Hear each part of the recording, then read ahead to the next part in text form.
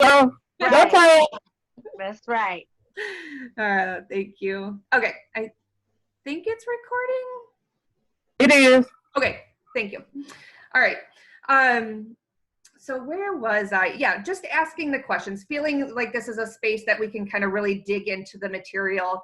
Oh, I was going to say, like, our society does a really good job, I think, at displaying domestic violence as a very physical aspect of abuse. And if we see billboards or we see headlines, billboards are with, a female who has a bruised eye. And we know that, while that exists, domestic violence often doesn't look like that. And so we meet individuals just exactly where they're at, do a lot of education around the varying tactics of abuse that we'll get into a little bit later. And so this is just a really great opportunity to do some of that fact checking and myth busting as well. Sound good?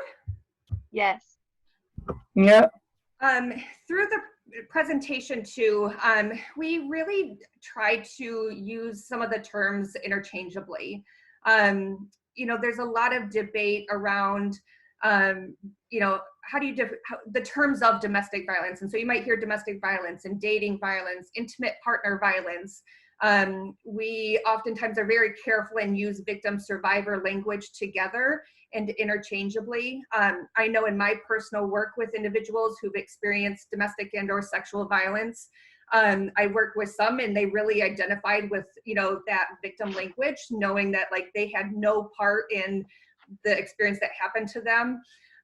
Some that really embrace that survivor language and recognize that, hey, I'm here and I'm like pushing through and I'm working on this and I'm on the other side, or I'm getting to that other side of learning how to manage my symptoms from that trauma.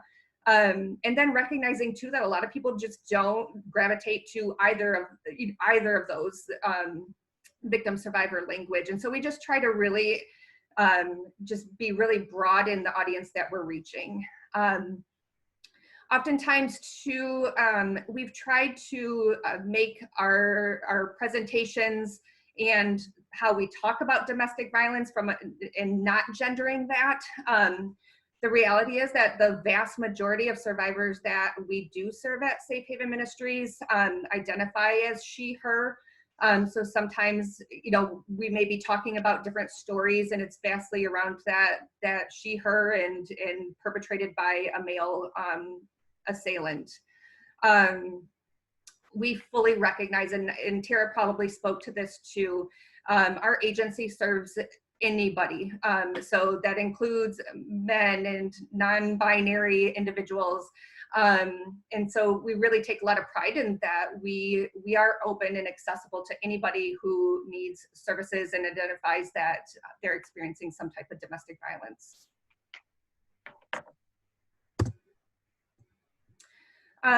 So recently we went through some rebranding. So we still have to update some of our presentations. Our mission and vision and values have changed. And so right now on this overview, you'll see the Motivated by Christ Love. That is not our current mission, actually. We broadened that to recognize that Safe Haven was rooted in 6 different churches in Kent County in 1990 when they pulled together, established a social justice committee with individuals recognizing that there was domestic violence occurring within the individuals that were at the churches. And so we really formed out of that social justice committee and started out as just a safe shelter. Over the years, obviously recognizing that just providing a safe space wasn't enough to address the issue and respond to individuals who are experiencing domestic violence. So in any of the materials that you're going to be getting that Tara is sending you, that I might be sending you, and as part of your onboarding, you'll get to see that updated language. And it'll be part of the employee manual if you haven't had a chance to read through that yet. Any questions? No. Nope. Great. Not for me.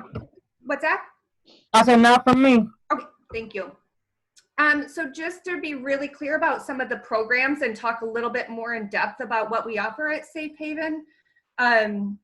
we do have our 24-hour hotline, and that's usually that first touch point for survivors or community members to get in touch and get the support that they need from someone at Safe Haven.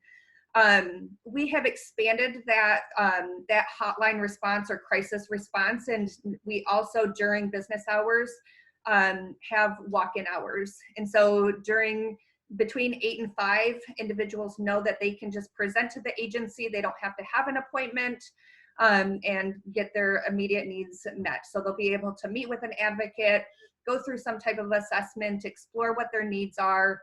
And as shelter assistants, that will become, really common language and services that you can help individuals recognize that we offer.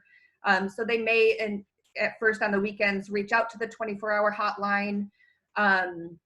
And so in part of your support and safety planning and getting them connected to ongoing services, they are always welcome to present as a walk-in and get that immediate support. We recognize, and we expanded that crisis response, just recognizing too that a lot of people aren't able to make that appointment and schedule a time to come in, that things often just happen and they have, the ability right now to connect in a meaningful way. And so, being able to offer those walk-in services has been really important to survivors. We've heard a lot through the community that's something that they've really valued our agency offering.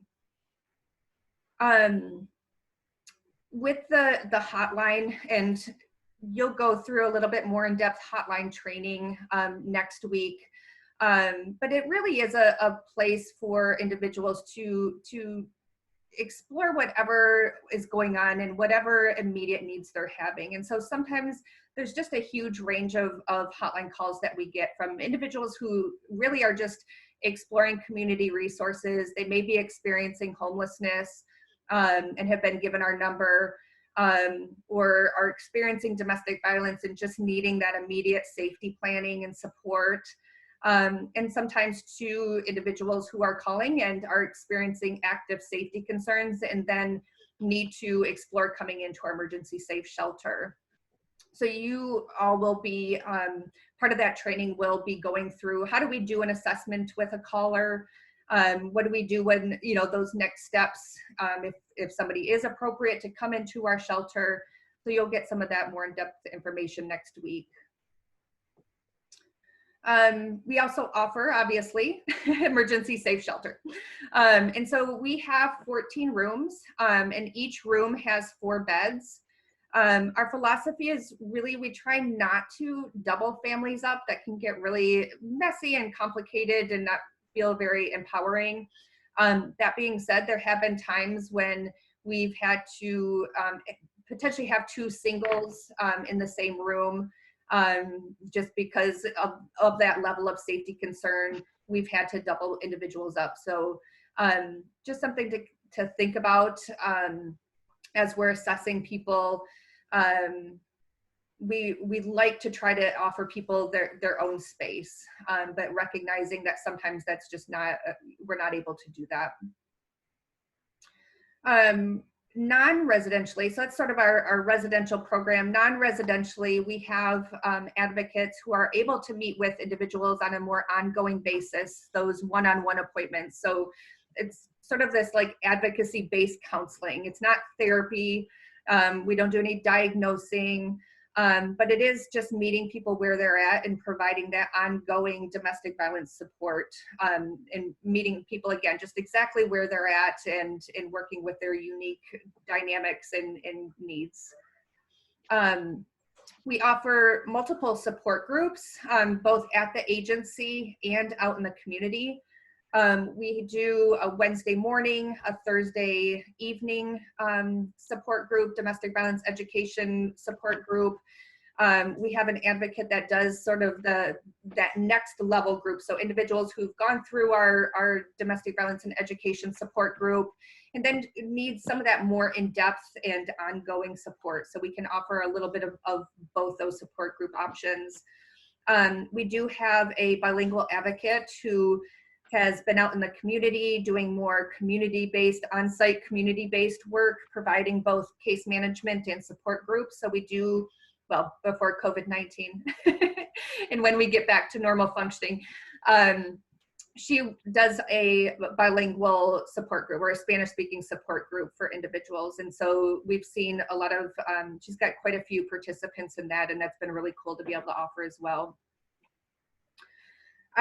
Children's programming, we do offer, whenever individuals come into our support groups, we offer childcare.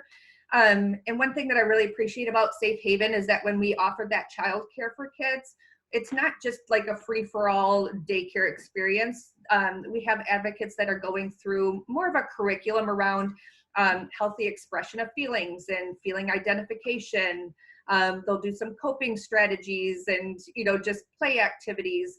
So it really is more structured and broken up by age group, which is really cool.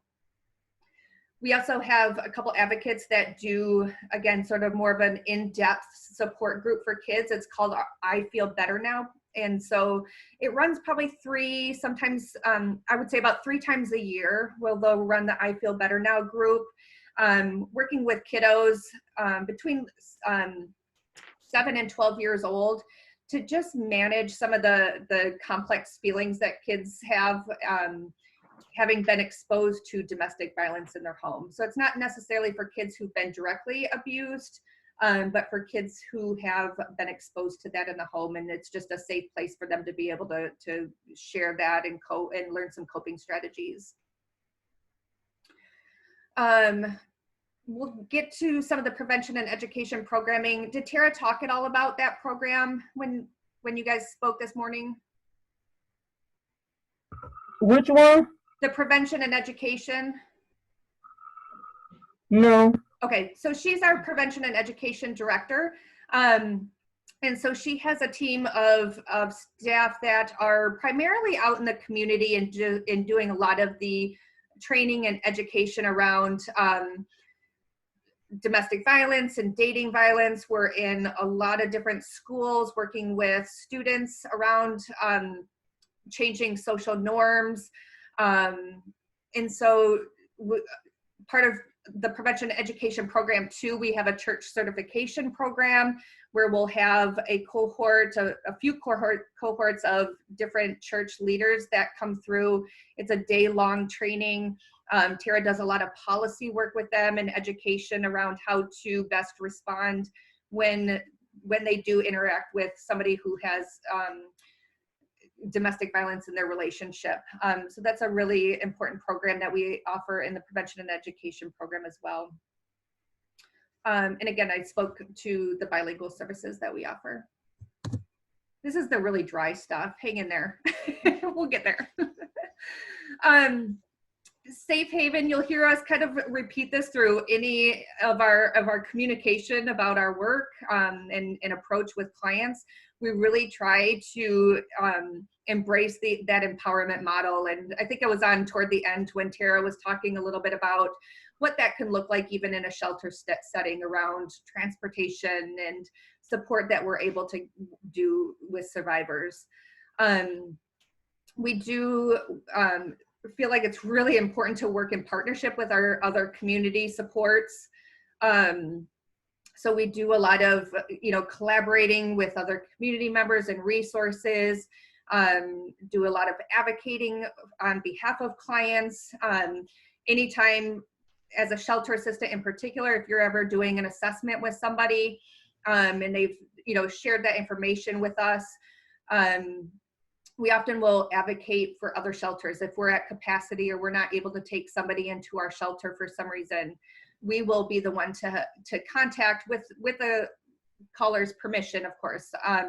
We will be the one to contact other DV agencies to advocate on their behalf. And some of that is just making sure that they're not having to repeat their story over and over and over and over again in their attempt to seek safety or seek stability.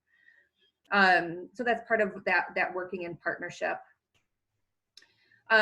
With community members, but also working in partnership with survivors, knowing that, they are the experts of their lives. And so we might be working with somebody and feel like, we have a really great idea about what they could do for safety, and just really honoring that sometimes our ideas are not going to work for that particular individual situation. So really honoring that survivors know what is best and what is safe for them, and we can just walk alongside each other and have that partnership and provide them some education that we may have, but also learning from our clients as well on how to navigate their experience. And what's really, really important, all of our services are free and confidential. And so a lot of individuals, think that their insurance is going to be billed or somehow there's going to be a fee for service. We don't collect any of that information. We don't collect any type of verification of identification. And so making sure that that's really clear, because that could be an inhibitor if people are not aware that they don't have to even share their name if they don't want to. I think we talked through this for the most part. Just, that first point of entry oftentimes is that hotline, or by walking in during business hours. During that time, we go through some type of assessment, and the depth and level of that assessment is going to depending on what somebody's presenting with. So somebody who's seeking shelter, we might need to do more of an in-depth lethality screening. Somebody who's just wanting to get connected with a case manager for domestic violence support, we wouldn't need to do a full shelter assessment with them. So we'll go through some of those unique situations when we do our hotline training.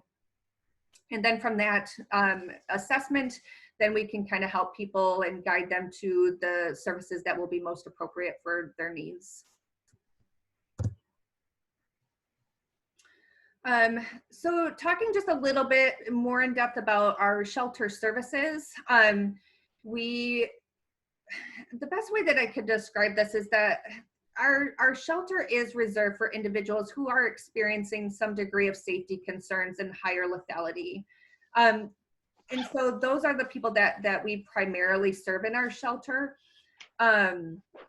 I like to say, like, we're not just a homeless shelter for individuals that may be experiencing domestic violence, but we are a domestic violence safe shelter for individuals that have absolutely no safe options in the community and need that option. And again, saying that, like, not as when we're doing shelter assessments, it's not to like rule people out of our shelter environment. It really is just exploring what options individuals have.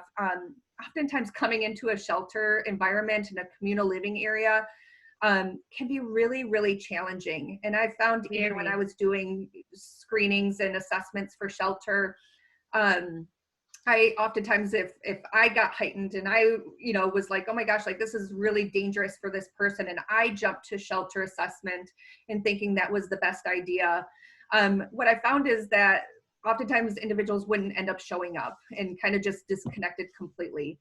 And, if we can explore friends and family that are willing to provide that temporary support with some safety planning, that's often a much better option for survivors. And then if that's not an option, which it often is due to lack of support and isolation, then often, those are individuals that we find bringing into shelter.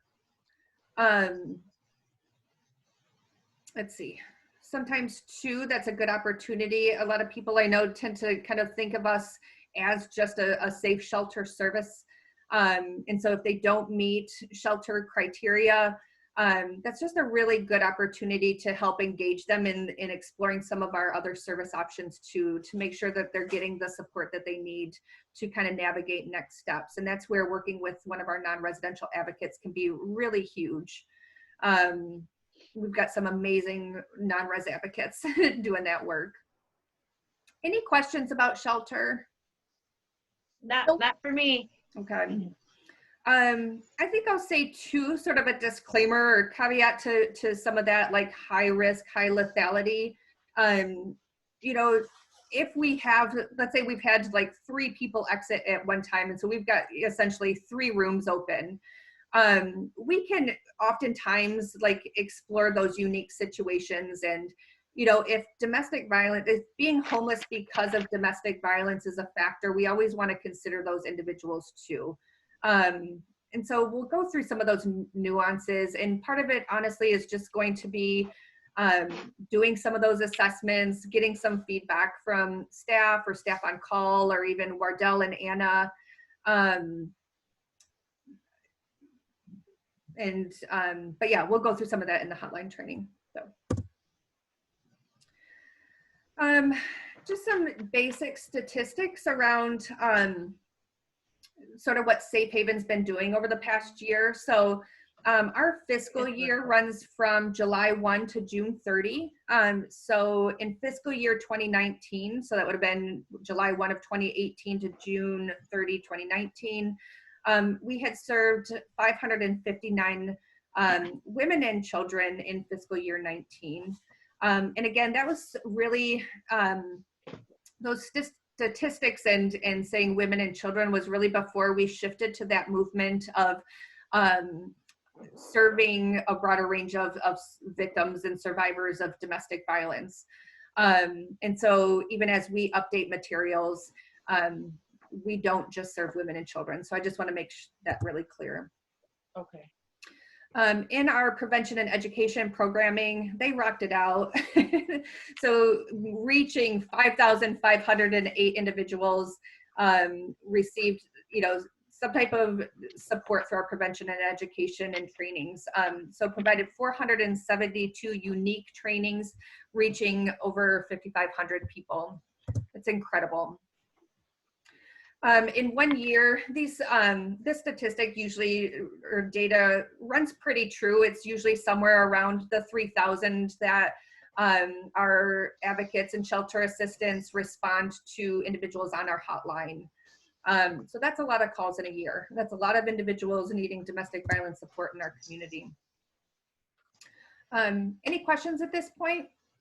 No. Nope. Sounds good.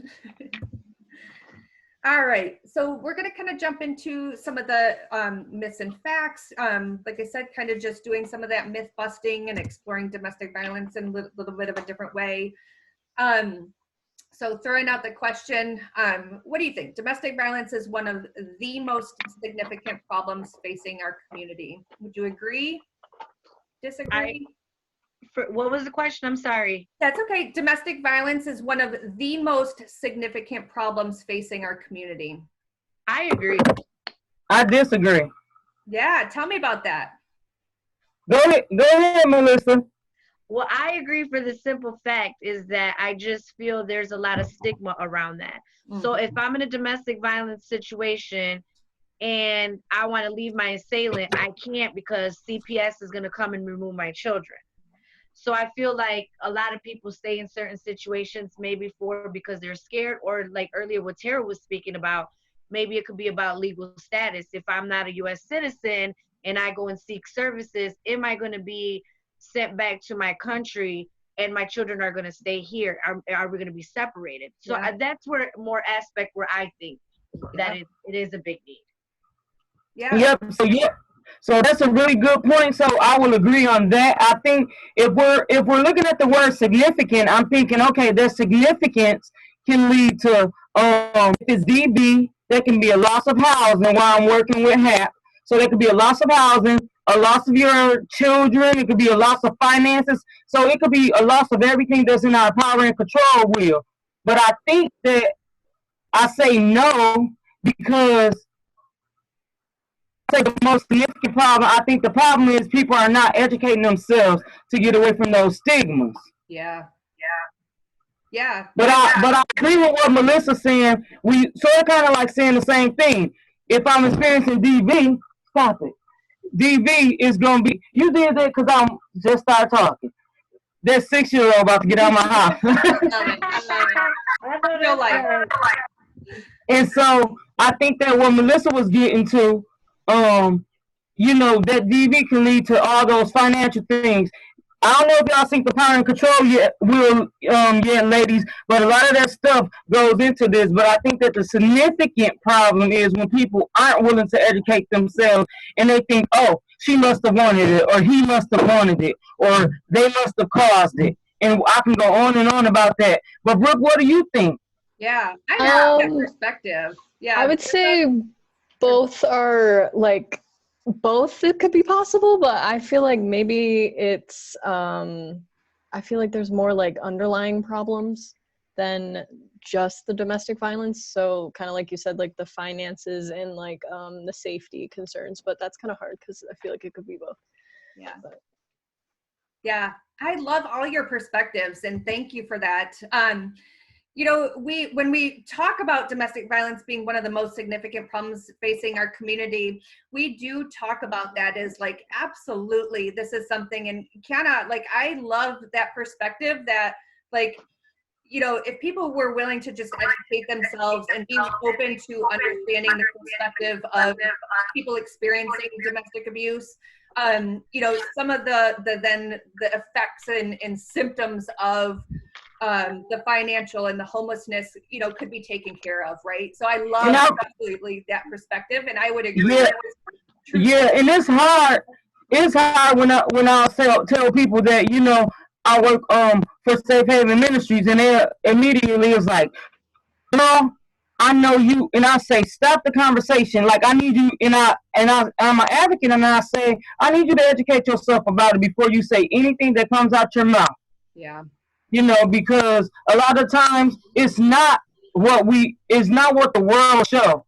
When we watching TV, we don't see the mental scars, right? But they're there.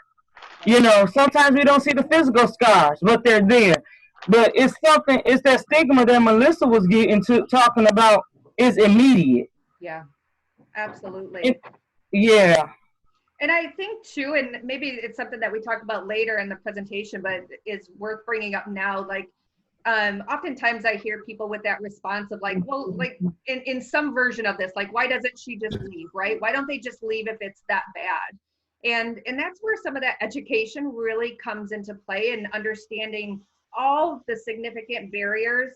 And on top of that, you know, oftentimes that fear of being hurt even further, being killed, you know, children being taken away, children being and family being harmed. And I know something even in particular that we've been watching, just a lot of the media and stories that have been coming out recently, even in the past couple of years in Kent County, individuals who have been murdered by their intimate partner have often already taken those steps to leave. There's a personal protection order in place, they're filing for divorce. And it's at that point that individuals are being at risk of being killed, are being killed. And so, you know, I always sit back and I'm like, you know, these individuals, these survivors are doing exactly what, you know, the community and society would tell them to do. And yet they're still being killed as a result of it. And so, you know, when we talk about like, well, why don't they just leave? Well, it's not that easy. And oftentimes it means somebody's life or their kid's life. And I feel like a lot of it too could be financial. If that's the breadwinner, absolutely, where are you going to go with your children, or where are you going to go within yourself? And like you were speaking earlier, to piggyback what you were stating earlier, being in a shelter, speaking from my experience, it's a scary situation, because you don't know. You hear all these misconceptions of shelters, so you don't really know. So I think that ultimately you're right. It is good to educate yourself, so that way you know there are resources for you. They're just not going to say, we're going to help you, but we'll help you halfway, and then you got to figure it out on your own. Right, exactly. And knowing too that, you know, particularly in Kent County, I know our advocates really struggle right now. You know, I think you all are probably pretty familiar with the housing crisis and, you know, the situation with homelessness, and there's just, there aren't the shelters. And so, you know, even once I work with that every day. Yeah, exactly. Yeah, what happened is right now, especially what's going on, I'm having so we're bombarded with calls. Yeah, exactly. I can imagine. And so, you know, and so our hotline is too. And, you know, it's really difficult when there aren't the resources to be able to provide somebody, you know, when that answer is like, you're doing everything that you can to get connected for basic needs, and it's just not there. And yeah, Kiana, I think you know better than anybody just what that feels like. It's really difficult. And so, yeah, you know, if it comes to like existing in homelessness and having to take your children and face that, that's a big step, and not one that a lot of people are willing to take. And so recognizing it's not just as easy to just say, you know, why didn't she just leave? Right. Okay. So this statistic, I think needs to be updated as well. We've seen some different numbers around this, but I think it's generally in this area. 1 in 4 women and 1 in 7 men are going to experience some type of domestic violence in their lifetime, including physical violence. And so this is just so frightening. And these are statistics that we know either through the criminal justice reports or even DV agencies nationally will do like a point in time count. But we know that there's so many survivors who aren't reaching out, who don't call 911 and so aren't a part of that system. We know survivors that aren't going to reach out to a domestic violence agency for support. So just recognizing that these numbers are probably not even near the scope of the problem. 1 in 3, this is really frightening, and we've seen this even as our prevention and education team goes into schools. We're finding that this national statistic is right along with what's going on in Kent County. So 1 in 3 adolescents will experience a form of domestic or dating violence before they even graduate high school. And so just taking that step and remembering like our own experiences of sitting in a classroom or our kids sitting in a classroom and just counting off 1 in 3. You know, those are frightening numbers. And what's interesting is this isn't based on gender. We find that men or boys and girls equally are experiencing this 1 in 3. So where the previous slide we talked about 1 in 4 women and 1 in 4 men are reporting that, 1 in 3 is just we see both boys and girls reporting that same statistic. It's really frightening. What about this one? I continue to hear this one, and I thought like, okay, like in 2020, we've kind of moved beyond some of this, but alcohol or other drugs cause abusive behavior. What are your thoughts on this one? Myth, because that's, I mean, it can contribute, but it's not like the main cause. It's underlying, there's trauma, there's a lot of different things that could be involved with why someone is the way they are. And because people control, see the part about this, alcohol and drugs can be effective, but the behavior, we control our behavior. Yeah. You guys are spot on. I love that you guys were all consistent with this one. Good discussion. It is a myth. And we still hear that even from survivors who are experiencing violence from their partner. They oftentimes are exposed to the same myths and stereotypes that everybody is.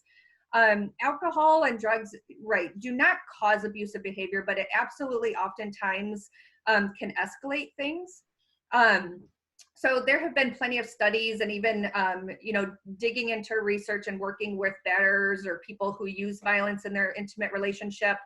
There always is some type of form of control and abusive tactics. It just may, when alcohol or drugs are being used, it can escalate the situation. So if they haven't used physical violence in the past, when alcohol is not a factor, sometimes they will escalate to physical violence when using drugs or alcohol. So it can be an underlying factor, but it doesn't make people do things that they wouldn't normally do, right?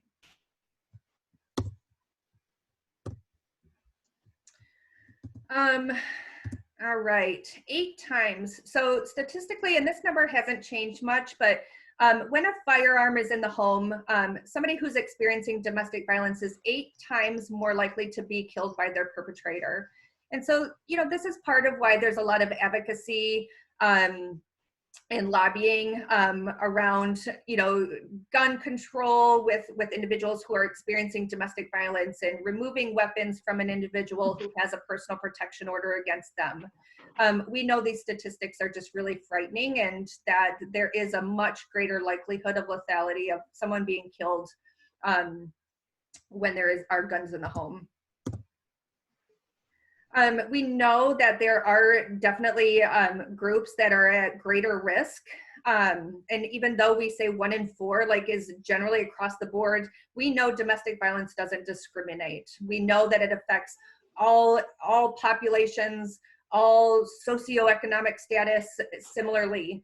And also recognizing that there are individuals that are going to be at greater risk because of the lack of resources, because of the lack of safety of being able to contact 911.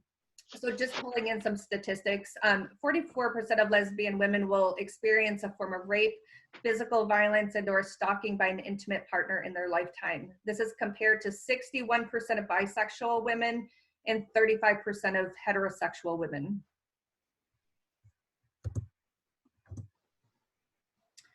Men with a disability status during a particular 12-month study were 1.5 times more likely to experience physical violence and psychological aggression by an intimate partner than those who did not have a disability. So again, we know that there are going to be groups of people that are at greater risk of experiencing this type of violence. I guess we're not going to break up in pairs using this format, but maybe just talk through some of these questions amongst you. So like, how does the media often portray domestic violence? What have you found? What are some domestic violence behaviors that are common but not as discussed as often? And who would you identify tends to experience domestic violence? Does all domestic violence look the same? Kind of talk through any of those, or any of those sound interesting? I would say that the media kind of displays domestic violence a lot as like towards women. Yeah. And I know like statistically, like a lot of the reports are about women, but I think they kind of leave out the whole piece of like men and people that identify as non-binary or something else. So I think that that's really interesting that there's not really a lot of data on that, and people kind of overlook that. And I think in society we kind of overlook it too, and I think it's kind of unfortunate that we don't really look into those certain aspects of it. So I think that's what I would say about the media. I'm sorry, what was the question? I stepped out. Yeah, no, that's okay.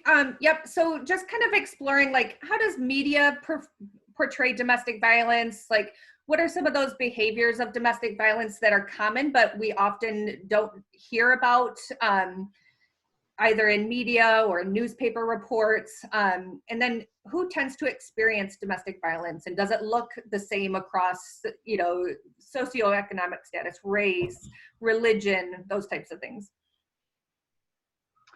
I think that definitely it's just something I feel it's taboo. I don't feel like people really want to talk about it. They rather brush under the rug because it's uncomfortable, and who wants to be uncomfortable? But I think that ultimately, and it sounds weird in a sense, but I think music sometimes, like, they're making it sound like that's not a good thing. It's not a healthy thing, for sure. But that's just my aspect on it. Yeah. Thank you. I think that they got when you look, you got a single mother, and I don't think the color has nothing to do with it. But you have a single mother, and they're usually living in a housing development. It's not like it's always showing her in an apartment and not a house. So not that American dream picture. Right.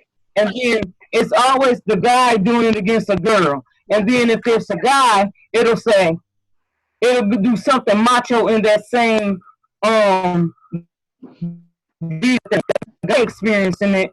The next scene will be him doing something, working on the car that's supposedly something for a man, working on the car or going to the gym. Yeah.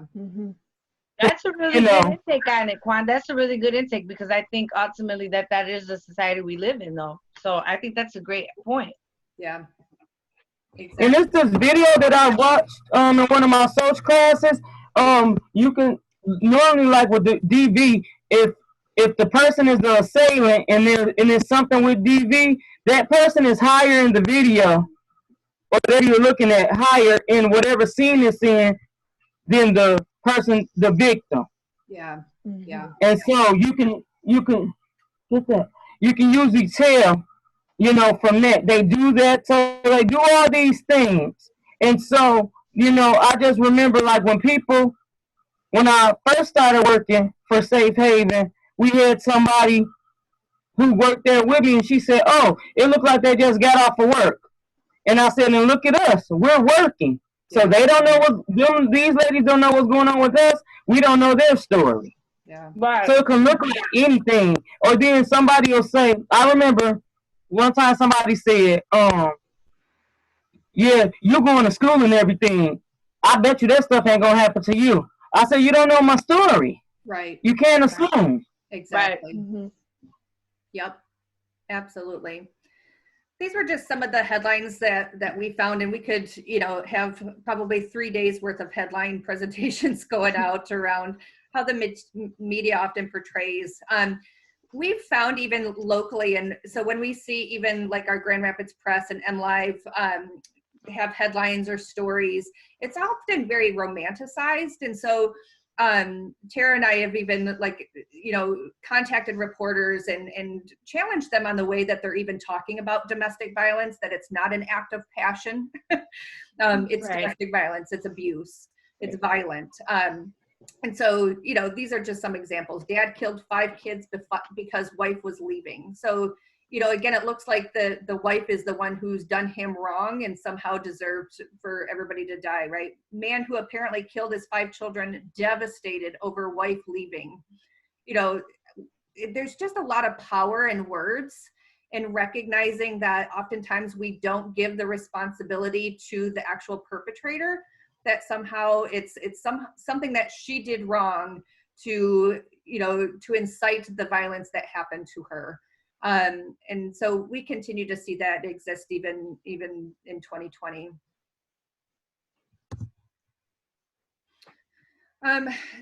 From just defining domestic violence a little bit, sort of the definition that Safe Haven embraces, recognizing that it is a pattern of learned behaviors that one person uses to control somebody else in an intimate relationship.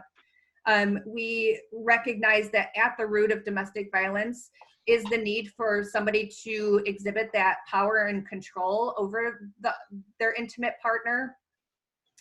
That although every abusive situation is different, that common element is always fear of one's partner. And again, fear from a physical standpoint or a safety standpoint oftentimes, but that fear really goes beyond just that physical violence. It's fear of, financial status and having to uproot kids and change, their lifestyle that they're accustomed to. Fear of not being able to get back into the workforce, fear of being homeless, fear of deportation, right? Like there's a whole host of things that are really life-changing and scary about considering leaving an abusive relationship that we have to take into consideration. Mental illness, substance use, and stress do not cause domestic violence. Recognizing that it can intensify violent behaviors, but we work really hard to just continue to break that myth that somehow it's causing it. And, again, sometimes we'll even get some of that, even we've seen it with the COVID-19 response, like, now that perpetrators are, stressed out about work and finances, like, are we going to see an increase? Well, not necessarily. We're going to see an increase in the fact that people are now housed together and have more exposure to one another, but that didn't create somebody being violent in their intimate partner relationship. Little bit on sexual assault. So again, our definition, any type of sexual contact or behavior that occurs without the explicit consent of the individual receiving that contact or behavior. It's not about access to sex. It is about exerting power over the victim. So I think this is another really huge myth that we all continue to see exist in our society, that, somehow the pro football quarterback, he wouldn't dare sexually assault somebody because he doesn't need to. He has access to sex. And so we just have to do a lot of myth busting around that. And, sexual assault is not about whether or not somebody can get access to sex. It really is about that need and that desire to establish control or to feel entitled to somebody else's body. Not all sexual assault includes rape. And so rape is one form of sexual assault that includes penetration. But sexual assault can include a much broader range of tactics that doesn't necessarily have to include penetration. It can happen within a relationship or a marriage, as well as independent of any relationship. I think we can all know that. Any questions, anything we should dig in further on any of these definitions? Not for me, no. Nope, none for me. Okay. This is a really great, have you all seen the T consent video? Yeah, I have. haven't. Not yet. Okay, so has it worked to play videos? Are you guys able to hear them well, or is it easier? Yeah. Yeah, okay. So I'm gonna go ahead and play this one. I think it just does a really good job at exploring consent. So it's short, it's cute. If you're still struggling with consent, just imagine instead of initiating sex, you're making them a cup of tea. You say, hey, would you like a cup of tea? And they go, oh my God, I would love a cup of tea. Thank you. Then you know they want a cup of tea. If you say, hey, would you like a cup of tea? And they're like, I'm not really sure. Then you could make them a cup of tea or not, but be aware they might not drink it. And if they don't drink it, then, and this is the important part, don't make them drink it. Just because you made it doesn't mean you are entitled to watch them drink it. And if they say no, thank you, then don't make them tea at all. Just don't make them tea. Don't make them drink tea. Don't get annoyed at them for not wanting tea. They just don't want tea, okay? They might say, yes, please. That's kind of you. And then when the tea arrives, they actually don't want the tea at all. Sure, that's kind of annoying as you've gone to all the effort of making the tea, but they remain under no obligation to drink the tea. They did want tea, now they don't. Some people change their mind in the time that it takes to boil the kettle, brew the tea, and add the milk. And it's okay for people to change their mind. And you are still not entitled to watch them drink it. And if they're unconscious, don't make them tea. Unconscious people don't want tea. And they can't answer the question, do you want tea? Because they're unconscious. Okay, maybe they were conscious when you asked them if they wanted tea. And they said yes. But in the time it took you to boil the kettle, brew the tea, and add the milk, they are now unconscious. You should just put the tea down. Make sure the unconscious person is safe. And this is the important part again. Don't make them drink the tea. They said yes then, sure, but unconscious people don't want tea. If someone said yes to tea, started drinking it, and then passed out before they finished it, don't keep on pouring it down their throat. Take the tea away. Make sure they're safe, because unconscious people don't want tea. Trust me on this. If someone said yes to tea around your house last Saturday, that doesn't mean they want you to make them tea all the time. They don't want you to come around to their place unexpectedly and make them tea and force them to drink it going, but you wanted tea last week. Or to wake up to find you pouring tea down their throat going, but you wanted tea last night. But if you can understand how completely ludicrous it is to force people to have tea when they don't want tea, and you're able to understand when people don't want tea, then how hard is it to understand it when it comes to sex? Whether it's tea or sex, consent is everything. And on that note, I'm going to go make myself a cup of tea. All right. Pretty straightforward. What'd you think? I've seen it in one of my classes and it's pretty good. They have a much colorful version where he uses swear words to make his point, and it's really clever too. Yeah, I still like it. It's a little bit of an outdated short film, but it seems like consent shouldn't be that difficult of a concept for people to understand, right? Mm-hmm. Right. But clearly there is still a lot of confusion, and even with, I've seen like even just people that I think are usually pretty healthy and logical, and I'm not sure why it gets so messy, but I think it does a really good job of just breaking it down and making it simple.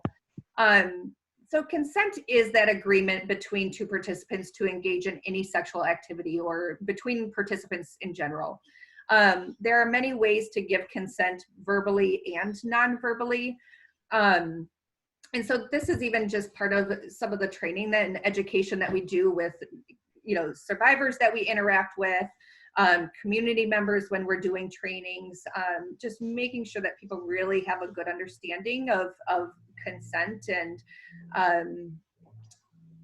how to recognize somebody when they're not consenting, even with those nonverbals. Kiana, One thing, oh, excuse me. One thing that's new about this, so when I was with the organization previously, on our wheel we did not have technology nor cultural abuse on there. I don't think we had spiritual abuse on there.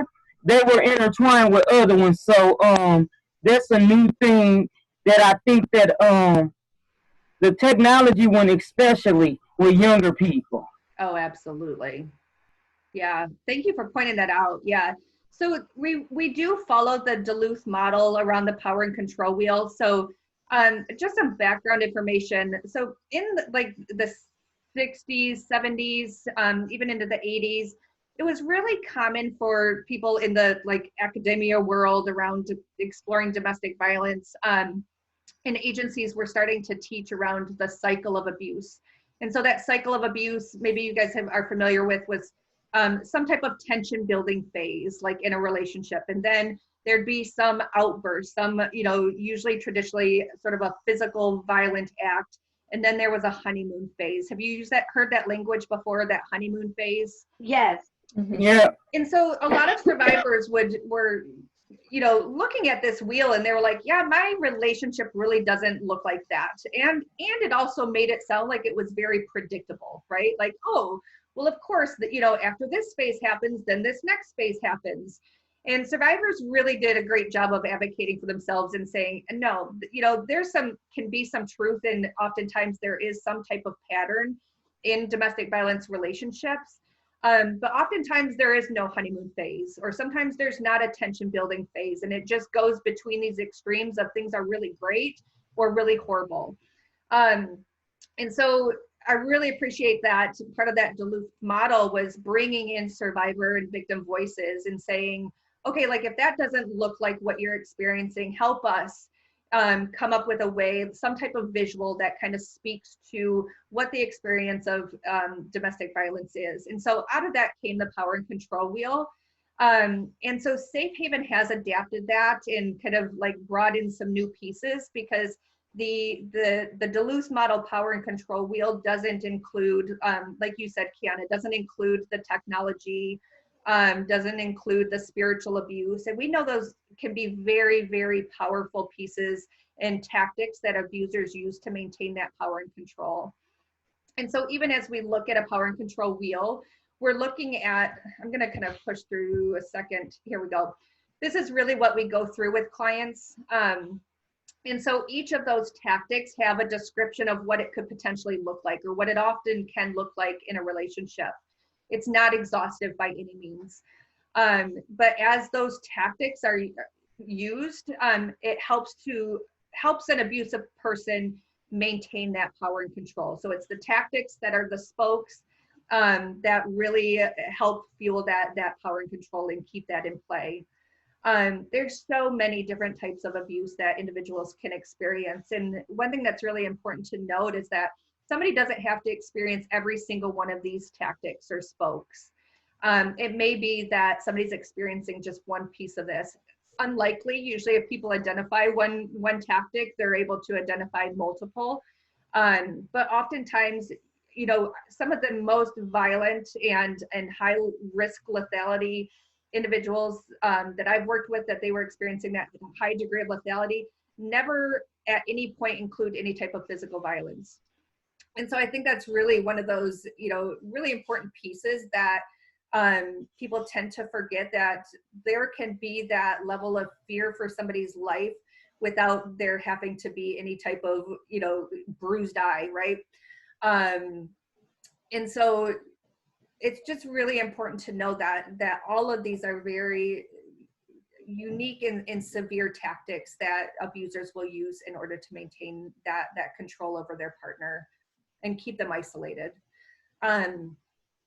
You'll see this a lot in your work with at Safe Haven. We'll make sure to get you a larger power and control version so that you can really look at it and become familiar with it. I know it's probably not easy to read on there. Shoot. So yeah, does somebody mind just kind of, are you able to read the power and control wheel on the screen, or is it really difficult? It's too small. It's too small for me. Yeah, okay, fair enough. So we won't go through a lot I of can things. see some. I can see it. Yeah. Do you want to just share some of the ones that particularly stand out for you, Kiana? Okay. Well, Melissa and Brooke, like, which one y'all want me to read? Whatever ones you want to read, because I don't even see a screen, to be honest. I just see Holly, Brooke, and then you. Oh, bummer. Oh, you don't? I don't see. All I see is you guys. Okay, so for technology abuse, it says demanding passwords or new photos, sharing new photos without consent, tracking location, excessively monitoring, controlling accounts, stalking and hacking accounts.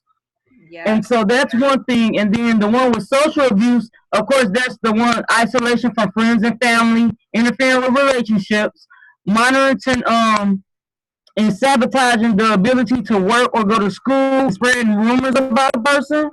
Yeah. And then the one, we know the one about children, the spiritual abuse is like using scripture to justify the abuse and putting them down and mocking the faith, cutting the victim off from the place of worship and not allowing them to practice their religion. Yeah. Yeah, those are, really powerful tactics. Yeah, thank you for reading through those, Kiana. Yeah. Any questions about those? And I think too that technological abuse, again, times have changed really rapidly with technology. And so it's really difficult to even continue to keep up with it. But sort of one of the reasons too that we recognize that so Safe Haven, and Kiana, when you worked with us before too, you can speak to this, like we were two separate agencies, right? We had the main office and then we had a shelter that was in a separate location.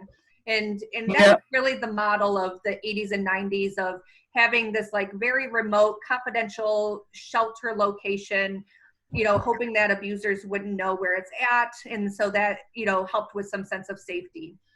And so what we've recognized that with technology, there really is no safe place, right? Like it's really easy to monitor somebody's whereabouts, like even taking photos. There's ways to track in the photo, the location and triangulate that. And so, there were times when we had abusers who even showed up at our shelter, even when it was in a remote location. So some of the research coming out and change is that domestic violence agencies are going under one roof model like we currently have. And then just making sure that we're ramping up security measures in order to ensure the safety of the individuals that are residing in shelter. So once you are onboarded and coming in and doing your shadow shifts, you'll get more on what those measures really look like to ensure safety. But one of those things too we found is just like even being in a community where there's apartments nearby, there's a lot of people watching, has been a significant deterrent for abusers showing up at our facility. And so it's just been something really interesting. We kind of thought and had in our mind and that would exist. But now that we've been there over a year, we really find that to be true. And not that it's 100% safe and that an abuser will never show up. But I can say that we have absolutely found a reduction in the number of abusers that are showing up to our agency. And it used to be so scary because you're like, sometimes the abusers will be like, they'll say, I just dropped her off. So I know she in there. And so we can't do the thing that we were not necessarily trained to do, or like just the thing that we automatically protect each other from. Nope, I can't confirm or deny. They're lying because I just dropped her off. Right, exactly. So, yeah. Yeah, it's so funny, like even in the past couple months, we've seen actually a few clients who were accessing our walk-in services who had alerted us that, hey, my abuser's in the parking lot. He did just drop me off. He's waiting out there. He thinks I'm just here for a general counseling appointment. And so, you know, even knowing how to respond to that, but somebody has to be buzzed in even to our main side offices. And so just really good, solid training for volunteers that sit at the front desk and staff that sit at the front desk, that we don't have to let anybody in. And so we have an intercom, we can speak to somebody, we can, you know, some of the language we've been using in those cases, and it hasn't happened yet, like the abusers aren't necessarily coming to the door. But we can always say, hey, you know what, we're not allowed to let anybody in that doesn't already have an established appointment. You know, like most people don't know what our practices look like. Right. And so that's one way that we can deter somebody without confirming or denying. And so, yeah, just making sure we have a lot of those practices in place and procedures in place to ensure that our facility and coming in is safe for individuals. Let's see. So the domestic violence that impact on teens, you know, this too is where we're just seeing a lot of that technology being used for abusive tactics in teenage and young adult relationships. Again, if you guys have exposure to any, you know, teenagers and young teenagers and college, you know, individuals, we are connected to our phones, you know, 99.9% of our day. And so we find that there's just this really difficult line between what's becoming really normal for teens, being on a phone and being connected and responding immediately. You know, part of that is just part of our society and norms, and yet is presenting with some really unhealthy dynamics in relationships. So definitely seeing a lot of those same tactics in adult relationships, that jealousy and controlling behavior, trying to isolate, being jealous if their partner is hanging out with other friends or talking to other people, that manipulation and control and coercion, coercing them into doing things that normally they don't want to do. You know, specifically too, we see a lot of coercion into sending explicit and nude photos. That can be really dangerous because we see the after effect of that, where it then gets shared with multiple people in the school and, you know, becomes really embarrassing. And then there's bullying around that. That social isolation piece is still really huge, even in our teenage relationships. And what's really frightening is, you know, developmentally, teens tend to rely on their friend groups for information and support. You know, this is a really normal time when they're not likely to go to parents, or they're not likely to go to somebody that they trust in the school to share this information with. Part of it is just embarrassing. Part of it is fear that there's going to be consequences. You know, if I tell mom and dad, or mom or dad, that I'm experiencing, you know, this violence in my relationship, they're going to make me stop talking to them. And so, you know, they don't necessarily want those steps to be taken. So oftentimes we're seeing that kiddos that are in these unhealthy relationships just aren't really getting the support that they need and education that they need. Any thoughts, questions? Nope. Okay. Not for me.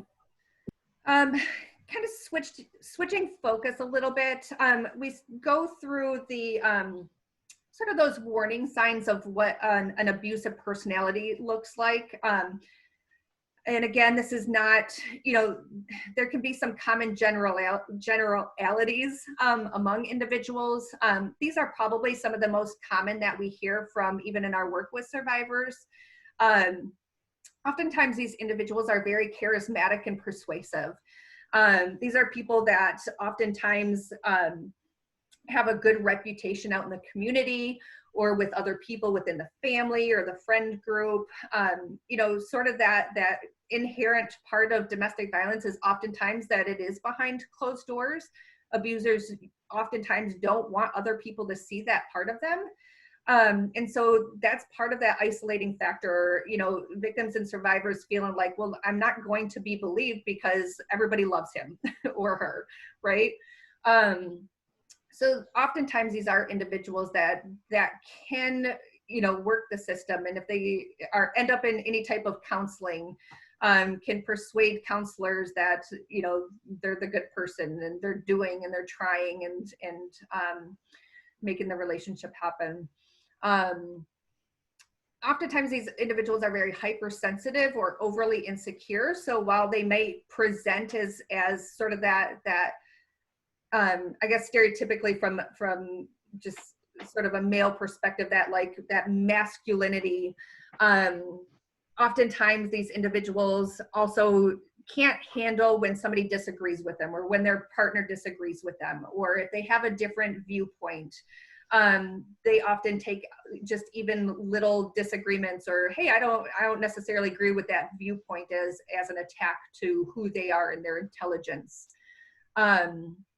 They can be overly demanding, sort of expecting their partner to meet every role for them, being their partner and their parent, the one that takes care of the children.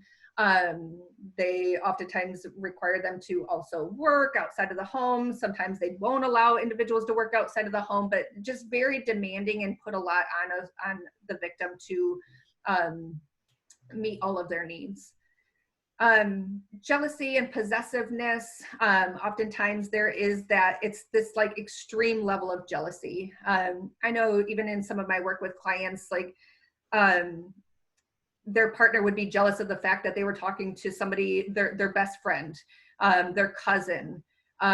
They would get extremely jealous if, you know, walking through Meijer, they looked up and looked at somebody and made eye contact. It's this really ridiculous, like just intense level of jealousy. Does anybody want to speak into that or have any experience seeing that with working with individuals? As far Yeah, as, go ahead. No, No, I'm go saying ahead. as far as like for instance, some people they're just very possessive. I can't even say it, Yeah. possessive. Yep. And that, unfortunately, that's just, I think sometimes even with social media or just society itself, oh, he loves you, that's why he's so possessive. No, Yes. that's not normal. That's control. You're not a property to be controlled. You get what I'm saying? You're not an object. Yep. So I think definitely it all, for me, boils down to education, you know, educating people, like, this is not what love is. Yes. And then you have to think it could be from generations, as far as like seeing your mother, so you think it's okay when it's not. Yeah, thank you. Absolutely. Manipulation, a lot of manipulation in these in relationships like this. Suicidal behavior, or even just you know, threatening suicide as a tactic to maintain that individual in the relationship. We see this, and again, a lot with teen relationships, but also in adults, where, you know, if you leave me, I'm going to commit suicide. And so that level of responsibility that victims and survivors often feel for their partner, like nobody wants to see their partner and the person that they care about commit suicide, right? Right. Or to leave children without a parent. And so that's just a really strong tactic that oftentimes abusers will use. There's that Dr. Jekyll, Mr. Hyde, so sort of these extreme personality types, and never quite knowing which personality you're going to get. Either your partner's going to be in a great mood and things are going to be fine, or, you know, you're kind of always anticipating like what's going to set this person off. And never really knowing what that's going to be, and when and where and how and what that's going to look like. And so it keeps survivors just oftentimes just always walking on eggshells, right? Always in that heightened state of trying to figure out, like, if my partner presents this way, then I'm going to have to do this. And, you know, if things are fine, then we'll do this. But they're always just kind of, you know, trying to plan ahead for that. And that's just never a good state for survivors to exist in that hypervigilance all the time. And finally, just that entitlement to, you know, feeling like they just have a right to their partner in every single every single way and don't need that consent of any type. How's everybody doing? Good, Pretty good. good. Yeah, keep pushing Yeah. through. Mhm. You guys are troopers. Thank you for hanging in there. Yeah. I know this is hard. So common changes in victim survivor behaviors. So these next set of slides, I just really want to emphasize the point that, you know, we can talk a little bit about things that you might see in somebody who's experiencing abuse. At the end of the day, though, we know that survivors are brilliant at making sure that other people don't know what's going on, right? And Right. that's part of their own safety plan. And so we can talk about all these, like, you know, you might see this or you might see this, but the fact is you might never know what somebody's experiencing at home. They may not choose to share that, and maybe someday they will, but you never know what somebody's maybe experiencing. But some of the things that you may look for in somebody are, you know, certainly physical changes, right? Physical signs, bruising, marks. I would say this isn't super common. And again, abusers are usually really adept at being able to leave marks in places that other people are not going to notice. Or exert, you know, physical aggression in ways that maybe aren't even going to leave marks. And so restraining their partner, or, you know, pushing them up against a wall and getting really close in their face and screaming, right? Like that would be physical violence without even having to like put their hands and leave a mark. Changes in behavior, you know, when you start to see somebody who seems to be withdrawing from their normal friend group of the things that they're normally interested in.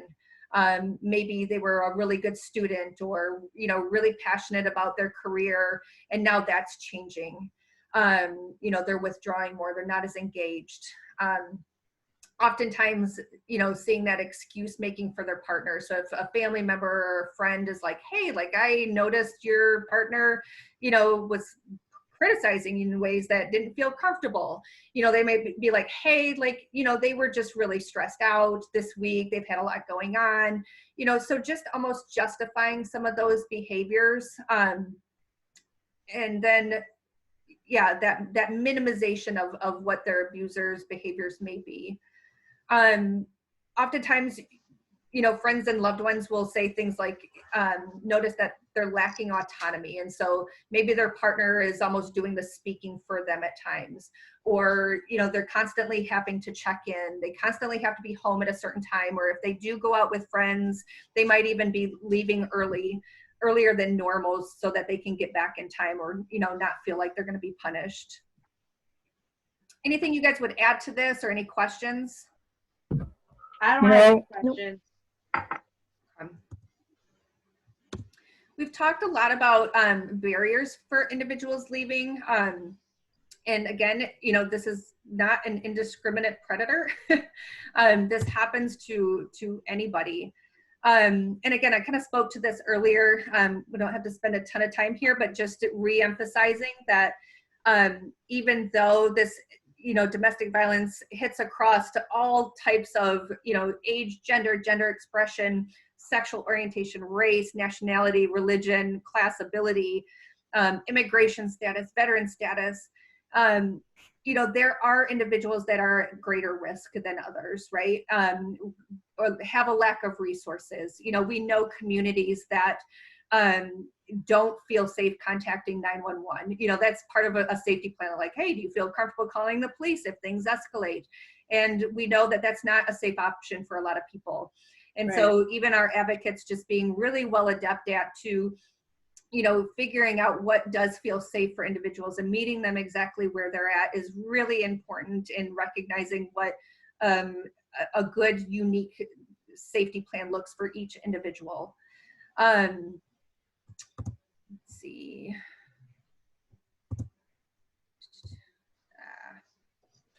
We usually go through an activity. It's not going to come across well over Zoom. But some of these are just some of those barriers that I think maybe, you know, many of us are familiar with. We kind of already talked about them, just the fear that their partner might get custody of the kids because they've been the primary earner in the relationship. You know, we talked a little bit to the suicide piece, that like if I leave, my partner expressed that they're going to attempt suicide.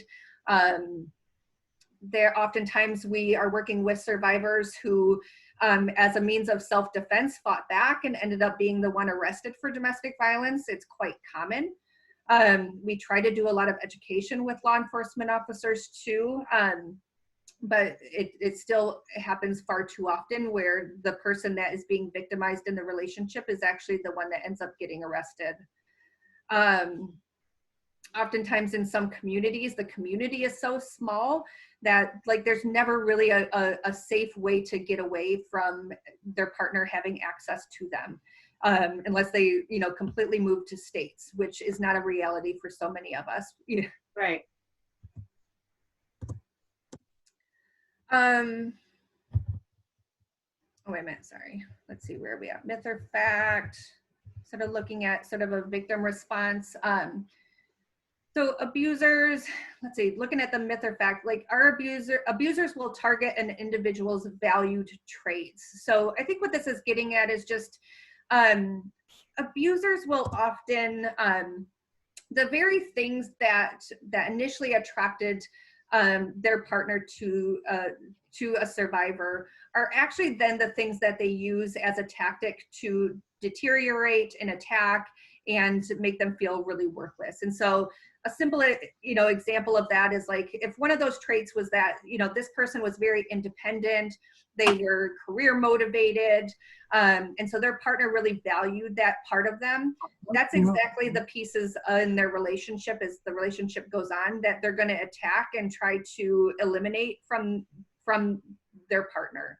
And so, you know, the tactics of trying to make them feel stupid and trying to limit their independence, attacking that as if it's a bad thing instead of as something that is empowering and part of somebody's strengths.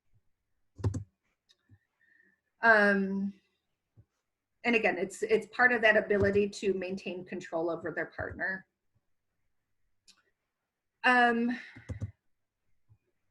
We know that survivors often come with, you know, a host of experiences with trauma.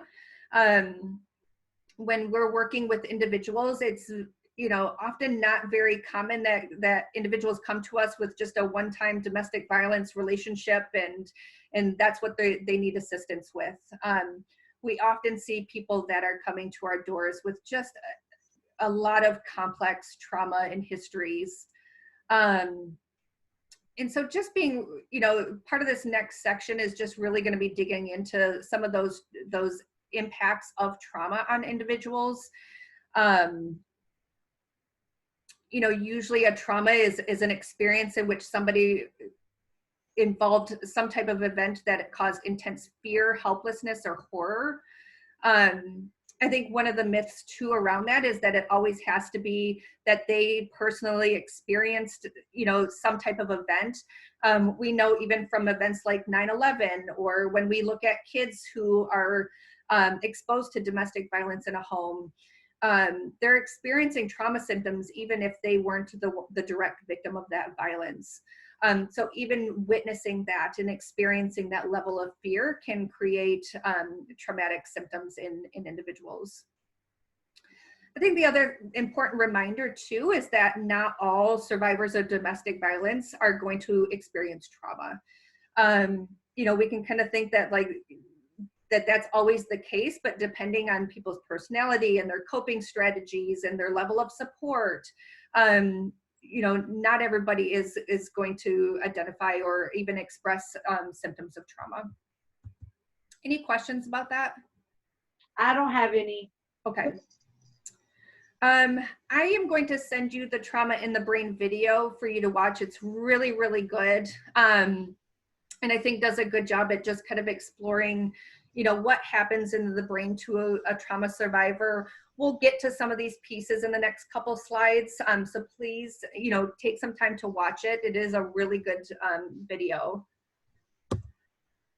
Part of that though is just that recognizing in the video, they kind of talk about the different levels of our response to a threat. And so our biological response. So remembering that this isn't something that that individuals as humans that we get to choose. So in this part of our brain, this survival part of our brain, the primitive part, our brain's sort of set up in these three parts. That primitive part, which is the back part of our brain.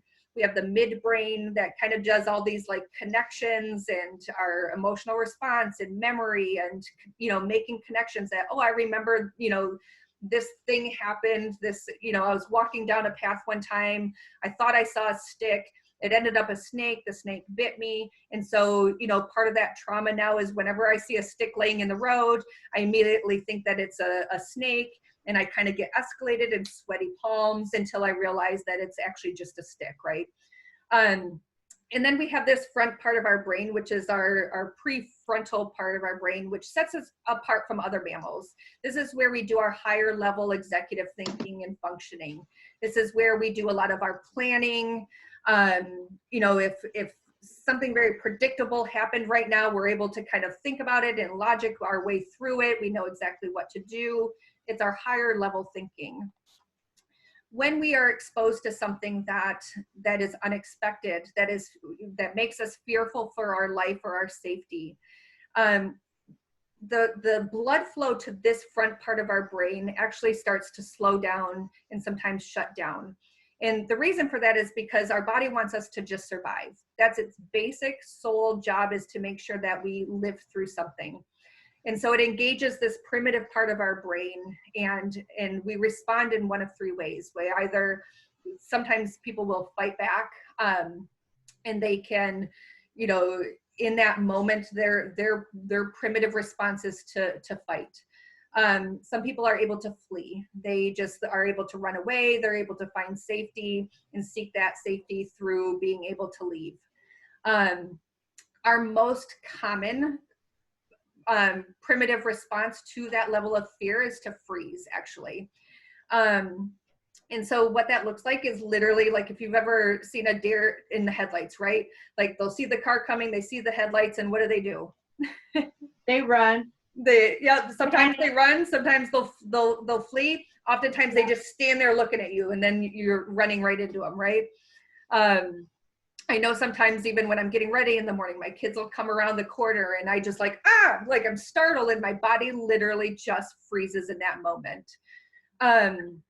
I think the important thing, you know, to remember is, again, we don't get to choose which response that we exhibit, first of all, but second of all, it's really unlikely to fight and flight back, right? Or fight back or to even be able to flee.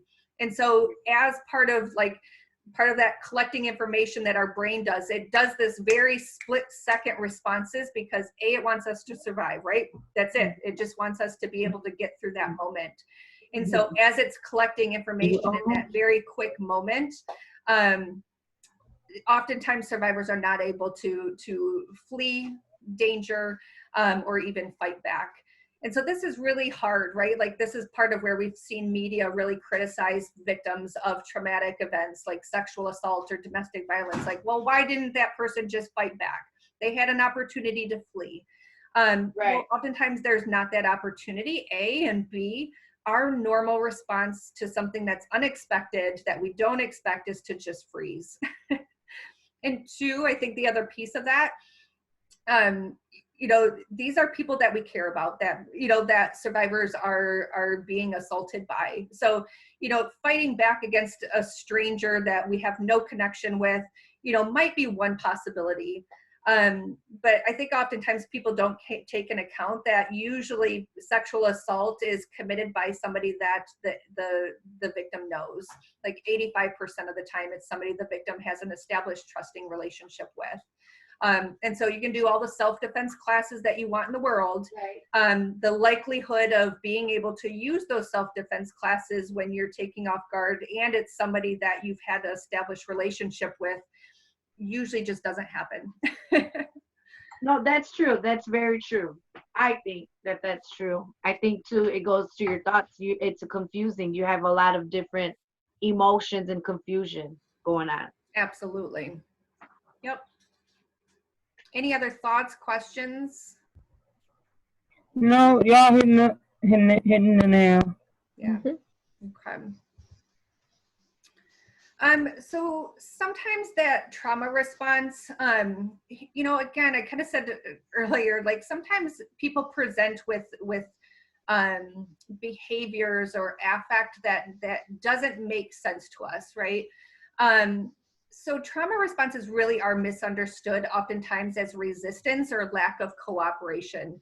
And this is something we check ourselves on all the time in supporting one another, in trying to understand survival behaviors. At the end of the day, we do a lot of talking about, like, you know, if somebody is being aggressive, like I can think of a few times where somebody's come as a walk-in or contacted our hotline, and really just gets escalated, verbally aggressive.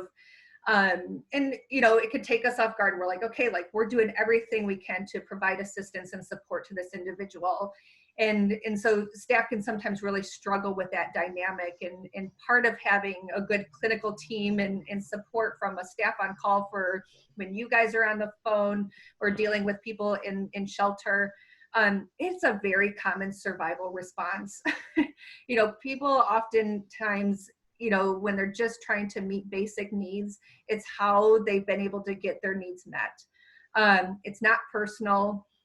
And so just really trying to see through, like, that is oftentimes just survival behavior. And when we can help just meet people where they're at, do some de-escalation, we've been able to do some really good work with survivors. Some of those behaviors can look like apathy, like they're not really willing to work on goals, not interested in kind of that quote, like helping themselves. Can show up as looking like low self-esteem or lack of follow-up, can seem manipulative, sort of this spaciness, not necessarily looking very grounded very often, can look like poor judgment and poor decision making, angry or acting out or minimizing dangerousness. And again, these are just like really common behaviors for individuals who've experienced trauma. I think one thing that I've trained even my staff on is, you know, those pieces of where it looks like lack of follow-up. Well, they're not, you know, applying for jobs, and they're not filling out the housing applications, even though they say they need housing. And so we just sit down and really look at, like, hey, you know what, like going and interviewing for a job is a lot of intense feelings and stress, and it's people in power, right, who have power and control over you. And so that alone can just be really triggering for individuals. And so how can we address that? You know, how can we work with somebody and teach them some skills and how to do that, and see the difference between, you know, good anxiousness and nervousness and things that are more of a traumatic anxiousness and nervousness. Any questions about any of these? I don't have any questions. Okay. No. Responding to disclosures, you know, just doing a lot of reminding that it's not your fault and believing them, like, period. You know, active listening, you know, it almost sounds cheesy sometimes, but like when I have acknowledged and worked with individuals and said, you know what, thank you so much for calling our hotline, or thank you so much for walking in, that had to be a really difficult step to take. I've seen people just like really, you know, like you can see their body language even change. Like that recognition of how hard it was to even pick up a phone call and call somebody a stranger for help is just really difficult. I've had survivors say, you know what, I've sat in your parking lot 10 different times and wasn't able to come in until today. That is not an easy step to take. So anytime we can remind people like of even just that brave step, believing them unconditionally, like we don't have to be detectives. You know, in some ways, like when we're assessing for shelter, you know, we have to have like a thorough understanding sometimes of what's going on. But we want to take that approach of just believing survivors in what's going on. Let's see. I think, this fourth bullet point, remember the reason someone told you may not be to leave their relationship, and or it might not be the safest option. We do a lot of training in the community with this. We'll see like employers or church leaders or friends that are like, oh my gosh, my friend's in a domestic violence relationship. It's really not safe. They need to get out now. I was able to get them out of the house. Do you have shelter?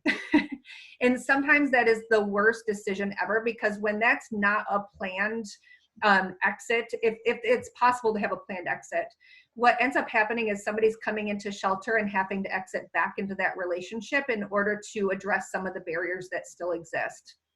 And so somebody might have come in, been coaxed into coming into shelter and doesn't have a job lined up, or hasn't even thought about, being able to gain employment, or doesn't have childcare set up.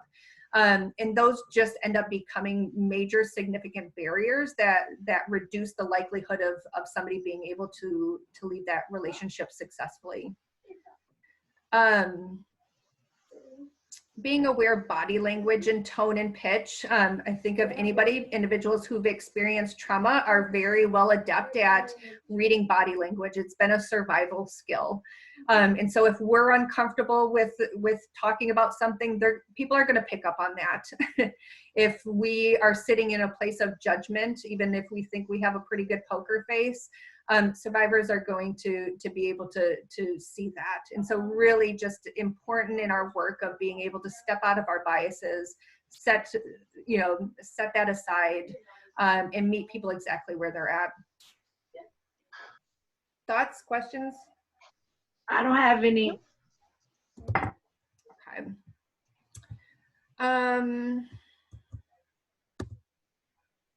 Safety planning. We're going to do more in-depth safety planning as part of your onboarding. Some of these are just very basic safety planning ideas that we do with like people that are not necessarily getting into the work, but community members. Physical safety planning, exploring a 911 phone. So any phone, cellular phone, even if it's not connected to service, we'll still call 911 if that's a safe option for individuals.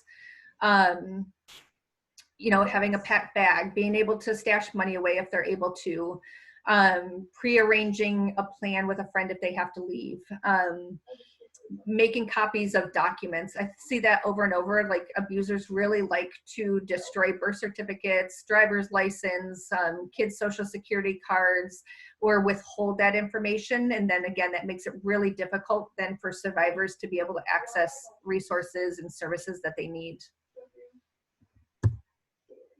Questions? Nope, I'm in agreement. I agree 100%. Power and control. Exactly. Exactly. A little bit on the experience of children who witness domestic violence in the home. This is another good just sort of myth or fact. What do you think? Most of the time, children are unaware of the significance of the abuse occurring in the home. I think that parents think they're unaware and they think they're just, but how children do it a lot of times, they do it, they start acting out. Mm-hmm. And parents don't, sometimes some parents don't give their kids credit. Yeah. They know what's going on. Exactly. Yep, I can't say it any better than what you provided. I think there was a study done, and what they found is like 90% of parents who were currently experiencing domestic violence believed that their children didn't know what was going on. When researchers were able to then ask the children, 90% of them were well aware. And so, I've heard that from survivors too, like, well, it's usually at night and they're sleeping. And I've also worked with children who have witnessed domestic violence, and just hearing their stories of like, oh yeah, like when my parents would start fighting, I knew I couldn't go out there. And so I'd go get my little sibling and like we'd huddle underneath the bed and hide. And so parents didn't necessarily see that, but kids were very aware of what was going on. just important to remember, like, children can be incredibly resilient. And like you said, Kiana, they are absolutely aware of what's going on. They can still have very significant impacts. And just like we talked about a little bit earlier, kids don't have to experience abuse themselves in order to experience trauma. I'm in agreement. Last little section here. This is more the primary prevention part of our programming, and why we think it's so important to do intervention, which is, you know, the direct service work that we do, really is looking at responding to the need that's happening now. A lot of the work that our prevention team are doing is really, the goal is to make sure that it doesn't exist at all, right? Like, ideally we are working ourselves out of a job and would love to just be able to close Safe Haven doors and know that, you know, this is no longer a service that's needed because we've been able to prevent it. So a lot of those most effective prevention strategies are really addressing unhealthy social norms. And so unhealthy social norms around gender, around gender roles, and, you know, toxic masculinity, if you've heard of that term, just that hyper masculinity, those very extreme versions of what's feminine and masculine, what's appropriate in our society. You know, boys still being berated if they cry when they fall down and get hurt, or not being allowed to play with certain toys because they're deemed too girly.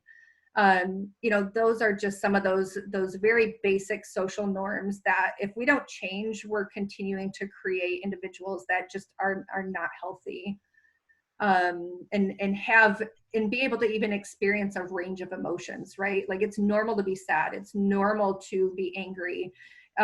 These are very normal responses, but if every time we're sad and happy or anxious, it always comes out as anger and aggression, that's not healthy. So we do this little fishing story around, like, to give an example of some of that primary prevention. So, you know, there's somebody who's sitting at the park and eating their lunch, and they're right next to like a little stream coming through. And so they notice that coming down the river is this person who's, you know, flailing in the water and looks like they're drowning. And so I get up and I go over and I pull them out, and I'm like, oh my gosh, like, we just rescued you. Thank goodness. Like, you know, hopefully this doesn't happen again. Well, you know, a couple seconds later, another person is coming down the river, the stream, and flailing and looking like they're drowning. And so going back and like pulling that person out, right? And so that's that intervention. And so the prevention strategy would be like, my gosh, like 5 people now I've just had to pull out of the river. What's going on upstream that's lending to people having, you know, floating down the river, and I'm having to pull them out. And so primary prevention is going back and saying, oh my gosh, like, there's a bridge that's got a major hole in it that people are falling through. And so, you know, ideally we don't have to then intervene. So those social norms refer to the values and the beliefs, attitudes, and behaviors that are shared by a group of people.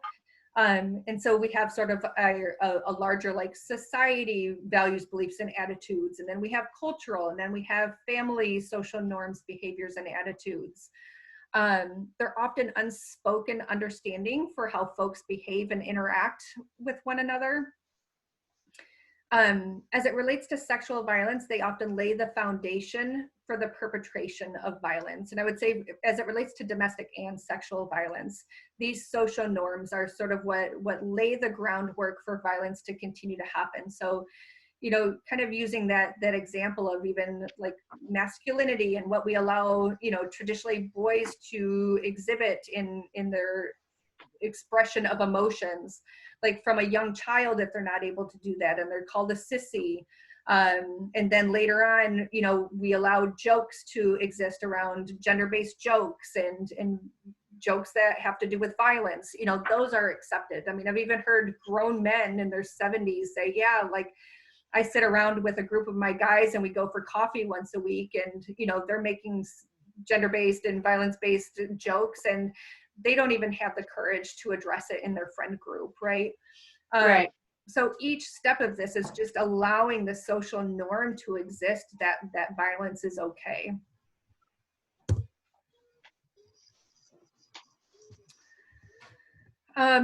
And so challenging the harmful social norms, I mean, it really starts at an individual, relationship, community, and societal level. And each pieces of those, and again, you know, kind of just reiterating the point earlier, like the more that we allow it at the individual, the more we allow it at the relationship, you know, it just becomes part of that norm. I'm going to put you on hold a second. Hold on a second. Quan, you over there eating good? What you eating, KFC? I see you. I see you. Yeah, I didn't go for lunch break. I know that's right. I know that's right. Brooke, I haven't seen you not eat not one thing. On the break, I went and ate some cereal like really fast because I don't know if you guys heard, but my stomach was like rumbling in the beginning. God, ladies, everybody's holding in, so just good job. I definitely wanted to put that out there. Good energy. I hear you. We're going to wrap this up. You guys have done a great job engaging in the material. And again, you'll get these PowerPoints. So please, you know, just even take a few minutes to review some of them. There's really good information. Yeah, it is good information. Thank Good refreshers.